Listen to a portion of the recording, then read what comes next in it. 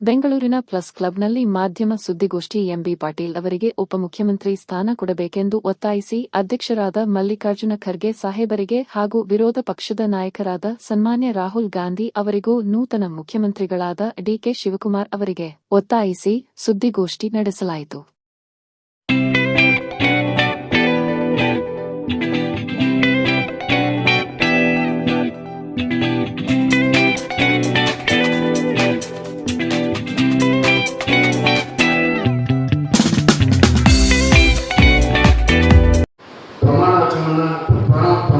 ಪ್ರಮಾಣ ಸ್ವೀಕರಿಸಿದ್ದಾರೆ.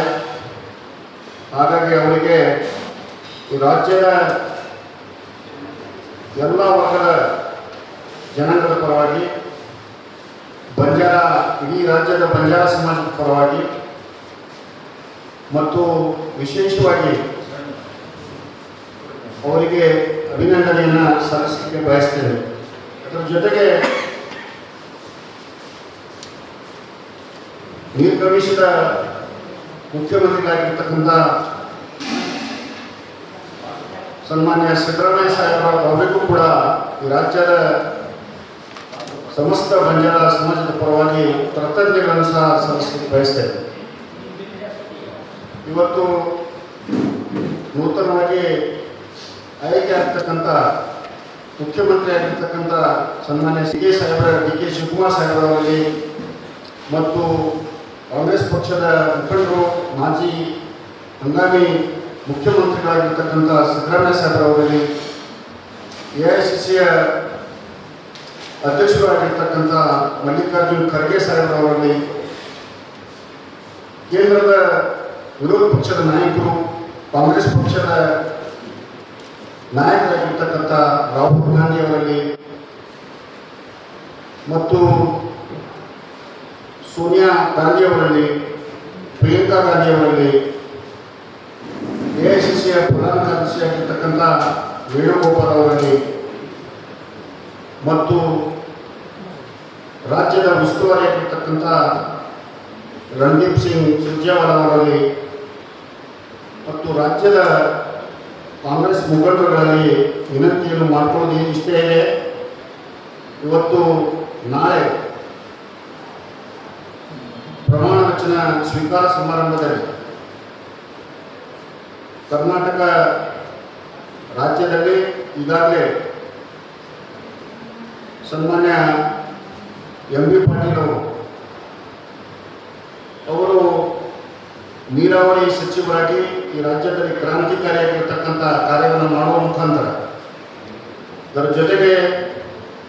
ಗೃಹ ಇಲಾಖೆಯಲ್ಲಿ ಹೊಸ ನಾಂದಿಯನ್ನು ಅವರು ಕೆಲಸವನ್ನು ಮಾಡುವ ಮುಖಾಂತರ ಜೊತೆಗೆ ಕೈಗಾರಿಕೆ ಮತ್ತು ಮೂಲಭೂತ ಸೌಕರ್ಯ ಇಲಾಖೆಗಳನ್ನು ಕೆಲಸ ಮಾಡಿ ಇವತ್ತು ರಾಜ್ಯದಲ್ಲಿ ಅತಿ ಹೆಚ್ಚು ಬಂಡವಾಳವನ್ನು ಈ ದೇಶದಲ್ಲಿ ತಂದಿರತಕ್ಕಂಥ ಸಚಿವರು ಯಾರಾದರೂ ಇದ್ದರೆ ಅವರು ಎಂಬಿ ಪಾಟೀಲರು. ಹಾಗಾಗಿ ಅವರ ನಾಯಕತ್ವ, ಅವರ ಪಕ್ಷ ನಿಷ್ಠೆ ಮತ್ತು ಅವರ ಮಾಡುವ ಕಾರ್ಯಗಳಿಗೆ ಇವತ್ತು ಎಐಸಿಸಿ ಮತ್ತು ರಾಜ್ಯದ ನಾಯಕರಾಗಿರ್ತಕ್ಕಂಥ ಡಿ ಕೆ ಶಿವಕುಮಾರ್ ಅವರು ಮತ್ತು ಸಿದ್ದರಾಮಯ್ಯ ಸಾಹೇಬರು ಅವರಿಗೆ ಉಪಮುಖ್ಯಮಂತ್ರಿ ಸ್ಥಾನವನ್ನು ಕೊಟ್ಟು ಅವರು ಬೇರತಕ್ಕಂಥ ಒಳ್ಳೆಯ ಖಾತೆಗಳನ್ನು ನೀಡಬೇಕಂಥೇಳಿ ನಾನು ಈ ರಾಜ್ಯದ ಬಂಜಾರ ಸಮಾಜದ ಪರವಾಗಿ ಮತ್ತು ಈ ಬಿಜಾಪುರ ಜಿಲ್ಲೆಯ ಜನತೆಯ ಪರವಾಗಿ ವಿನಂತಿಯನ್ನು ಮಾಡಿಕೊಳ್ಳಕ್ಕೆ ಬಯಸ್ತೇವೆ. ಅದರ ಜೊತೆಗೆ ನಮ್ಮವರೇ ಆಗಿರ್ತಕ್ಕಂಥ ಬಂಜಾರ ಸಮಾಜದ 3 ಸಲ ಶಾಸಕರಾಗಿ 1 ಸಲ ಸಚಿವರಾಗಿ ಕೆಲಸ ನಿರ್ವಹಿಸಿರ್ತಕ್ಕಂಥ ಸನ್ಮಾನ್ಯ ಉಪಸಭಾಪತಿಗಳಾಗಿ ಸೇವೆ ಸಲ್ಲಿಸ್ತಕ್ಕಂಥ ಸನ್ಮಾನ್ಯ ರುದ್ರಪ್ಪ ರಮಣಿಯವರಿಗೂ ಕೂಡ ಕಳೆದ ಬಾರಿ ಅವರಿಗೆ ಕ್ಯಾಬಿನೆಟ್ ದರ್ಜೆ ಸ್ಥಾನಮಾನ ನೀಡಬೇಕಾಗಿತ್ತು. ಆದರೆ ಅನಿವಾರ್ಯ ಕಾರಣಗಳಿಂದ ತಪ್ಪಿರುವುದರಿಂದ ಈ ಸಲ ಇವತ್ತು ರಾಜ್ಯದಲ್ಲಿ ತಮ್ಮ ಬಗ್ಗೆ ಇವತ್ತು ಒಳ ಮೀಸಲಾತಿ ಜಾರಿ ಆದ ನಂತರ ಏನು ಯಾವ ವರ್ಗಗಳಿಗೆ ಎಷ್ಟೆಷ್ಟು ಪ್ರತಿಶತ ಕೊಟ್ಟಿದ್ದಾರೆಯೋ ಆ ಥರನೇ ಇವತ್ತು ಸ್ಪಷ್ಟವಾಗಿ ಏಕೈಕ ಶಾಸಕರಾಗಿರ್ತಕ್ಕಂಥ ಸನ್ಮಾನ್ಯ ರುದ್ರಪ್ಪ ರಮಣಿಯವರಿಗೆ ಒಳ್ಳೆಯ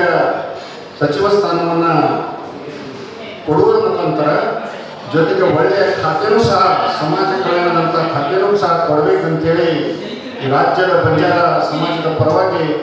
ನಾನು ವಿನಂತಿಯನ್ನು ಮಾಡಿಕೊಳ್ತೇನೆ. ಅದರ ಜೊತೆಗೆ ಇವತ್ತು ಬಂಜಾರ ಸಮಾಜ ಕಳೆದ ಚುನಾವಣೆಯಲ್ಲಿ ಕಾಂಗ್ರೆಸ್ ಪಕ್ಷದ ಪರವಾಗಿ ಪ್ರತಿಶತ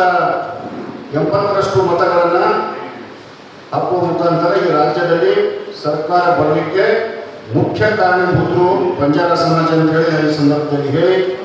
ವಿಶೇಷವಾಗಿ ಇವತ್ತು ಬಂಜಾರ ಸಮಾಜಕ್ಕೆ ಇವತ್ತು ಸಾಕಷ್ಟು ಕೆಲಸಗಳು ಮಾಡುವ ಮುಖಾಂತರ ಎಲ್ಲ ವರ್ಗದ ಮೆಚ್ಚುಗೆಯನ್ನು ಗಳಿಸಿರ್ತಕ್ಕಂಥ ರುದ್ರಪ್ಪ ರಮಣಿಯವರಿಗೆ ಇವತ್ತು ಸಚಿವ ಸ್ಥಾನ ಜೊತೆಗೆ ಒಳ್ಳೆಯ ಖಾತೆಯನ್ನು ಕೊಡಮಾಡಬೇಕು ಅಂಥೇಳಿ ಈ ಸಂದರ್ಭದಲ್ಲಿ ಈ ರಾಜ್ಯದ ಬಂಜಾರ ಸಮಾಜದ ಎಲ್ಲ ವರ್ಗದ ಮುಖಂಡರ ಪರವಾಗಿ ಬಂಜಾರ ಸಮಾಜದ ಪರವಾಗಿ ನಾನು ಕಳಕಳಿಯ ವಿನಂತಿಯನ್ನು ಸನ್ಮಾನ್ಯ DK ಶಿವಕುಮಾರ್ ಅವರಲ್ಲಿ, ಸನ್ಮಾನ್ಯ ಸಿದ್ದರಾಮಯ್ಯ ಸಾಹೇಬರವರಲ್ಲಿ, ಖರ್ಗೆ ಸಾಹೇಬರವರಲ್ಲಿ, ರಾಹುಲ್ ಗಾಂಧಿ ಅವರಲ್ಲಿ, ಸೋನಿಯಾ ಗಾಂಧಿ, ಪ್ರಿಯಾಂಕಾ ಗಾಂಧಿ, ರಾಜ್ಯದ ಮುಖಂಡರುಗಳಲ್ಲಿ ಇವತ್ತು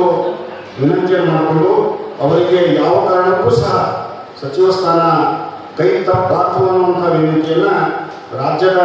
ಮತ್ತು ರಾಷ್ಟ್ರೀಯ ಕಾಂಗ್ರೆಸ್ ನಾಯಕರಿಗೆ ಅತ್ಯಂತ ಕಳಕಳಿಯಿಂದ ವಿನಂತಿಯನ್ನು ಮಾಡಿಕೊಳ್ಳಕ್ಕೆ ಬಯಸ್ತೇನೆ.